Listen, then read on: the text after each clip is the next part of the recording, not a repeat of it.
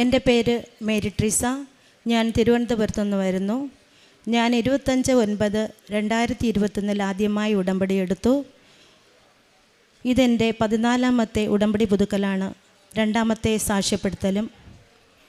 ഈ പുണ്യഭൂമിയിൽ വീണ്ടും സാക്ഷ്യം പറയുവാൻ അവസരം തന്ന പരിശുദ്ധ അമ്മയ്ക്കും ഈശോയ്ക്കും ഞാൻ 1000 നന്ദി അർപ്പിക്കുന്നു. ഉടമ്പടിക്കാലം എനിക്ക് ദർശനങ്ങളുടെയും സ്വപ്നങ്ങളുടെയും ദൈവസ്പർശനത്തിൻ്റെയും കാലഘട്ടമായിരുന്നു.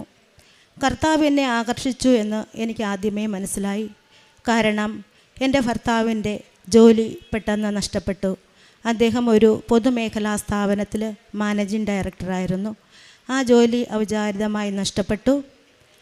പിന്നെ എൻ്റെ ഭർത്താവിൻ്റെ അനുവദിച്ച പെൻഷൻ ആനുകൂല്യങ്ങൾ കിട്ടാതെ വന്നു. എനിക്ക് സാമ്പത്തികമായി ഒരുപാട് ബുദ്ധിമുട്ട് അനുഭവിക്കേണ്ടി വന്നു.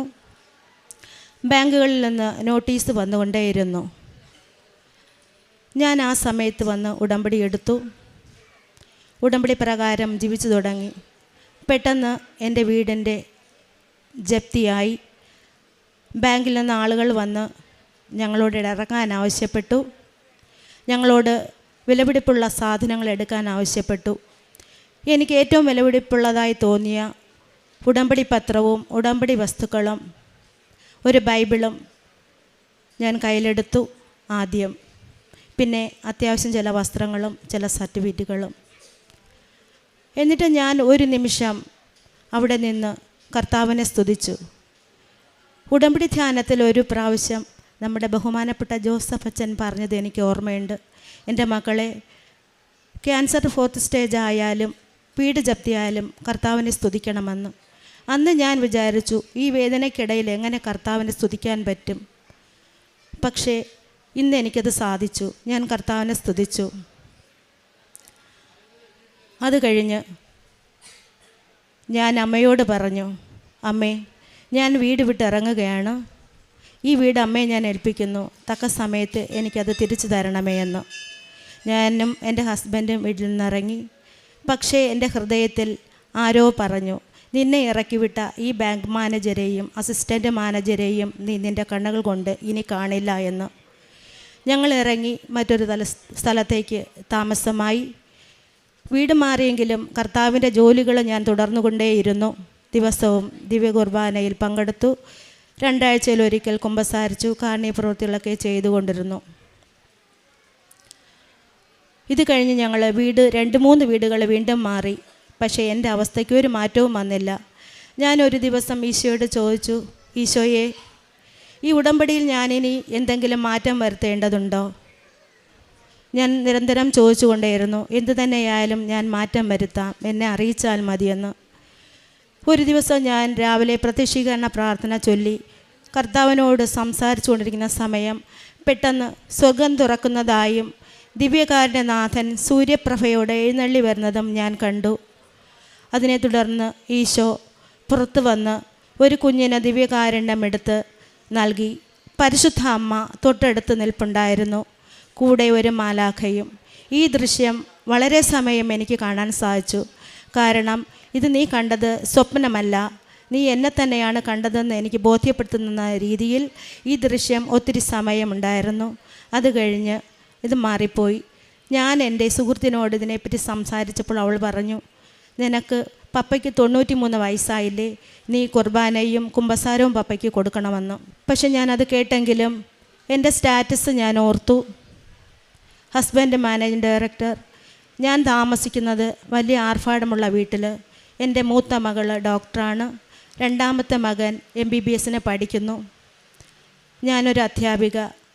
ഈ സ്റ്റാറ്റസിൽ നിന്ന് ഞാൻ താമസിക്കുന്നത് ഒരു മുറി പോലെയുള്ള സൗകര്യമുള്ള ഒരു വീട്ടിൽ. എനിക്കത് മറ്റൊരാളെ കാണിക്കാൻ മനസ്സ് വന്നില്ല. എങ്കിലും എൻ്റെ പപ്പയ്ക്ക് കർത്താവിനെ കൊടുക്കണമെന്ന് കരുതി ഞാൻ എൻ്റെ ആ സ്റ്റാറ്റസ് വലിച്ചെറിഞ്ഞു. ഒരു പുരോഹിതനെ കൊണ്ടുവന്ന് പപ്പയ്ക്ക് കുമ്പസാരവും കുർബാനയും കൊടുത്തു. അത് കഴിഞ്ഞ് കുറച്ച് നാൾ കഴിഞ്ഞപ്പോൾ ബാങ്കിൽ നിന്ന് വിളിച്ചു, നിങ്ങളുടെ വീട്, ജപ്തി ചെയ്ത വീട് ഞങ്ങൾക്ക് വിൽക്കാൻ സാധിക്കുന്നില്ല, നിങ്ങൾക്കെതിരായി ഞങ്ങൾ കോടതിയിൽ കേസ് രജിസ്റ്റർ ചെയ്തിരിക്കുകയാണ്, അതുകൊണ്ട് എത്രയും വേഗം ബാങ്കിൽ വരണമെന്ന്. ഞാൻ കാശ് രൂപ മുറുകെ പിടിച്ചു. ഉടമ്പടി ഉപ്പെടുത്ത് ബാങ്കിൻ്റെ കോർണറിൽ വിതറി ഞാൻ ബാങ്ക് മാനേജറുടെ റൂമിൽ കടന്നു. എന്നോടൊപ്പം എൻ്റെ ഹസ്ബൻഡും ഉണ്ടായിരുന്നു. എൻ്റെ കണ്ണുകളെ തന്നെ എനിക്ക് വിശ്വസിക്കാൻ കഴിഞ്ഞില്ല. പഴയ ബാങ്ക് മാനേജർ മാറി വളരെ ശാന്തശീലനായ ഒരു മാനേജരെയാണ് ഞാൻ കണ്ടത്.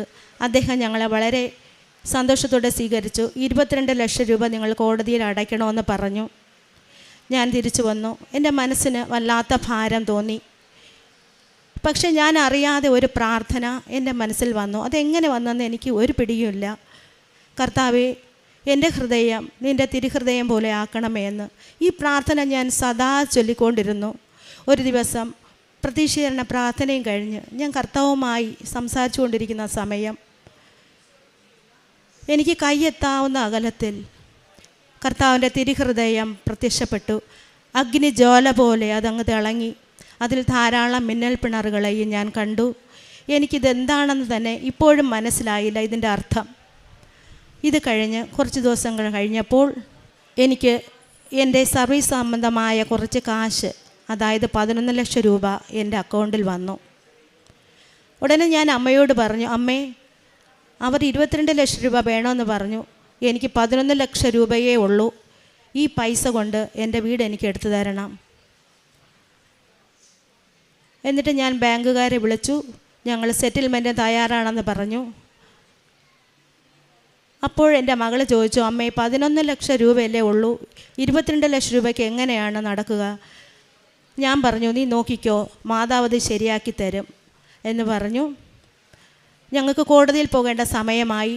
ഞാൻ കോടതിയിൽ ഞാനും എൻ്റെ ഹസ്ബൻഡും കൂടെ എത്തി. കാശ് രൂപ മുറുകെ പിടിച്ചാണ് ഞാൻ പോയത്. ഞാൻ അവിടെ കാത്തിരുന്നു.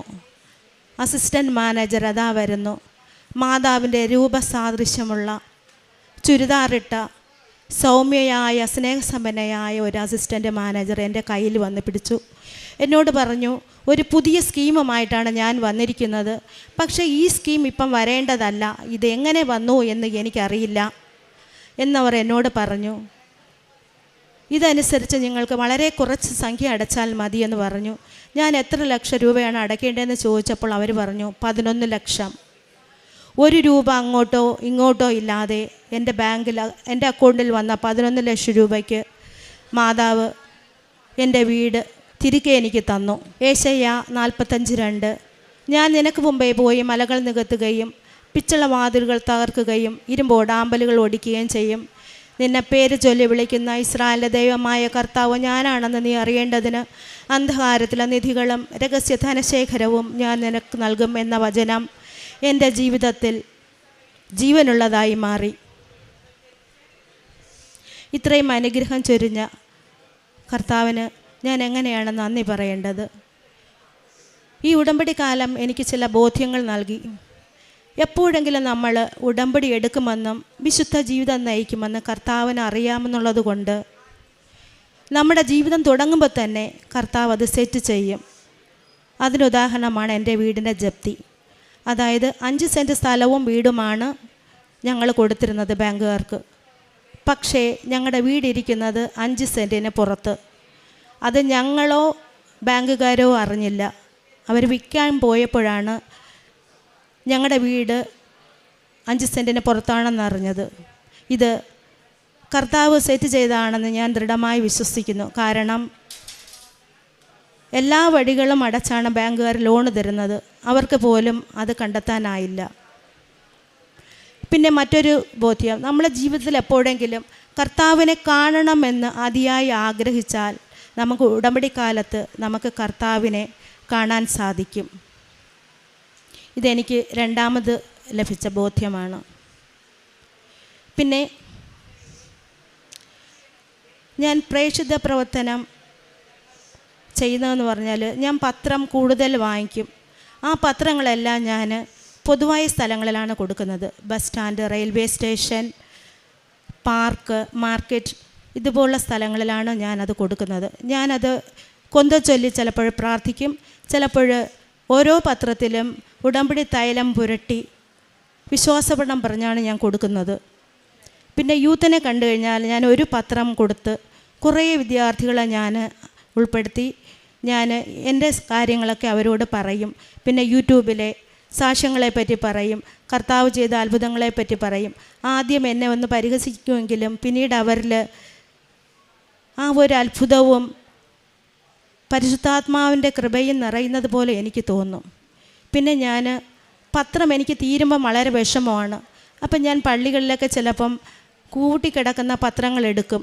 അതെടുത്ത് ഞാൻ വീട്ടിൽ കൊണ്ടുപോയി വീണ്ടും പ്രാർത്ഥിച്ച് അതും കൊടുക്കും. അത് കഴിയുമ്പോഴും എനിക്ക് വീണ്ടും പത്രമില്ലാതെ വരും. പിന്നെ ഞാൻ പള്ളികളിൽ ഓരോരുത്തരും വായിച്ചിട്ട് അവിടെ ഇവിടെ കിടക്കുന്ന പത്രങ്ങൾ ഞാൻ കളക്ട് ചെയ്ത് എൻ്റെ ബാഗിൽ വയ്ക്കും. എന്നിട്ട് ഞാൻ യാത്ര ചെയ്യുമ്പോഴൊക്കെ ഞാൻ എൻ്റെ അടുത്തിരിക്കുന്നത് അവരെ നോക്കി ഞാൻ ആ പത്രം അവർക്ക് കൊടുക്കുകയും കൃപാസനത്തെപ്പറ്റിയും മാതാവിനെ പറ്റിയും ഈശോയെപ്പറ്റിയും ഞാൻ അവരോട് പറയുകയും ചെയ്യും. പിന്നെ ഞാൻ ജോസഫച്ചൻ്റെ ഉടമ്പടി ധ്യാനങ്ങളെല്ലാം മുടങ്ങാതെ കാണാറുണ്ട്, അത് ഷെയർ ചെയ്യാറുണ്ട്. അതിനെപ്പറ്റി എൻ്റെ സുഹൃത്തുക്കൾക്ക് അവരുമായിട്ട് പങ്കുവയ്ക്കാറുണ്ട്. പിന്നെ കാരുണ്യ പ്രവൃത്തികളെന്ന് പറഞ്ഞു കഴിഞ്ഞാൽ ഞാൻ വളരെ ശ്രദ്ധയോടും ദൈവസ്നേഹത്തെയും കൂടെയാണ് ഞാൻ കാരുണ്യ പ്രവൃത്തികൾ ചെയ്യുന്നത്. എല്ലാ മാസവും എല്ലാ ദിവസവും ഞാൻ 2 പൊതി ആഹാരം കരുതും. പള്ളിയിൽ പോകുമ്പോൾ സാധുക്കൾക്ക് ഞാനത് 2 പൊതി കൊടുക്കും. പിന്നെ എല്ലാ മാസത്തിലും ഞാൻ ഹോസ്പിറ്റൽ വിസിറ്റ് ചെയ്യാറുണ്ട്. രോഗികളെയൊക്കെ കാണും, അവർക്ക് ആവശ്യമായ ആഹാരം കൊടുക്കും, ആവശ്യമായവർക്ക് കാശ് കൊടുക്കും, വസ്ത്രങ്ങൾ കൊടുക്കും. പിന്നെ വസ്ത്രം ഞാൻ എല്ലാ മാസവും പുതിയ വസ്ത്രം വാങ്ങിച്ച് വഴിയോരത്തുള്ള ആളുകൾക്ക് കൊടുക്കും. അതല്ലെങ്കിൽ ഞാൻ ജനറൽ ഹോസ്പിറ്റലിൽ 9-ാം വാർഡുണ്ട്, അനാഥരായ ആളുകൾ, രോഗികളുടെ സ്ഥലം, അവിടെ കൊണ്ടുപോയി ഞാൻ ഏൽപ്പിക്കും. അതല്ലെങ്കിൽ മെൻ്റൽ ഹോസ്പിറ്റലിൽ പോയി അവർക്ക് കൊടുക്കും. പിന്നെ ഒരു ക്യാൻസർ പേഷ്യൻറ്റിനെ എനിക്കറിയാം. ഞാൻ സ്ഥിരമായി എല്ലാ മാസവും അവരുടെ വീട്ടിൽ പോയി അവർക്ക് വേണ്ടി പ്രാർത്ഥിക്കും. എന്നെക്കൊണ്ട് പറ്റുന്ന ഒരു നിശ്ചിത എമൗണ്ട് ഞാൻ അവർക്ക് എല്ലാ മാസവും ഞാൻ കൊടുക്കാറുണ്ട്. ഈ ഉടമ്പടി വഴി എനിക്ക് ഒരുപാട് ആത്മീകമായി എനിക്ക് വളരാൻ സാധിച്ചു. പണ്ട് ഞാനൊരു ഞായറാഴ്ച ക്രിസ്ത്യാനിയായിരുന്നു. ഇന്ന് ഞാൻ എല്ലാ ദിവസവും മുടങ്ങാതെ ദിവ്യബലിയിൽ പങ്കുചേരും. 2 ആഴ്ച കൂടുമ്പോൾ കുമ്പസാരിക്കും. പിന്നെ ഏറ്റവും പാടാണ് നമ്മളെ വെറുക്കുന്നവരെ, നമ്മുടെ ശത്രുക്കൾക്ക് വേണ്ടി പ്രാർത്ഥിക്കുന്നത്. എന്നെ ഒരുപാട് വിഷമിപ്പിച്ച ഒത്തിരി സുഹൃത്തുക്കളുണ്ട്. പക്ഷേ എനിക്കിപ്പോൾ അവർക്ക് വേണ്ടി പ്രാർത്ഥിക്കാൻ ഒരു വിഷമവും തോന്നില്ല. എനിക്ക് അവർക്ക് വേണ്ടി പ്രാർത്ഥിക്കുമ്പം എൻ്റെ കണ്ണുകൾ നിറയും. അത്രയധികം ദൈവസ്നേഹം കർത്താവ് എന്നിൽ നിറച്ചു എന്ന് ഞാൻ മനസ്സിലാക്കി. എൻ്റെ 1ാമത്തെ നിയോഗമായി ഞാൻ വച്ചിരുന്നതും അത് തന്നെയാണ്. ദൈവസ്നേഹം നിറയുവാനും ദൈവത്തിൻ്റെ സാന്നിധ്യം ഉണ്ടാകുവാനുമാണ് ഞാൻ ആദ്യത്തെ നിയോഗം വച്ചത്. 2ാമതായി ഞാൻ വച്ചതെന്ന് പറഞ്ഞു കഴിഞ്ഞാൽ എന്നെ അമ്മയുടെ പ്രത്യക്ഷീകരണത്തിൻ്റെ സാക്ഷിയായി മാറ്റണമെന്ന്. ഞാൻ 3ാമത്തെ നിയോഗമായി വെച്ചത് എന്നെ അമ്മയുടെ സുവിശേഷ വേല ചെയ്യാനായി നിയോഗിക്കണമെന്ന്. ബാക്കിയുള്ള നിയോഗങ്ങളാണ് എനിക്ക് വേണ്ടിയും. അതിൽ ഞാൻ ഒരെണ്ണം വച്ചത് മറ്റുള്ളവർക്ക് വേണ്ടിയാണ്. കൃപാസനത്തിൽ ഉടമ്പടി എടുത്തിരിക്കുന്ന എല്ലാവരും കർത്താവിനെ അറിയുവാനും വിശുദ്ധ ജീവിതം നയിക്കുവാനും അവസാന നിത്യതയിലെത്തുവാനും സാധിക്കട്ടെ എന്ന് ഞാൻ പ്രാർത്ഥിക്കും. പിന്നെ ജനലക്ഷങ്ങളെ കർത്താവിലേക്ക് ആകർഷിക്കാൻ നമ്മുടെ പ്രിയപ്പെട്ട ജോസഫ് അച്ഛൻ്റെ ഉടമ്പടി ധ്യാനങ്ങൾക്ക് പരിശുദ്ധാത്മാവിൻ്റെ കൃപ കൊണ്ട് നിറയ്ക്കാനും എല്ലാവരും കർത്താവിൽ ആശ്രയിക്കുവാനും സ്വർഗത്തിലെത്തിച്ചേരുവാനും കഴിയട്ടെ എന്നും എപ്പോഴും ഞാൻ പ്രാർത്ഥിക്കും. എൻ്റെ കൊന്തയുടെ ഒരു തന്നെ ഈ പ്രാർത്ഥനയാണ്.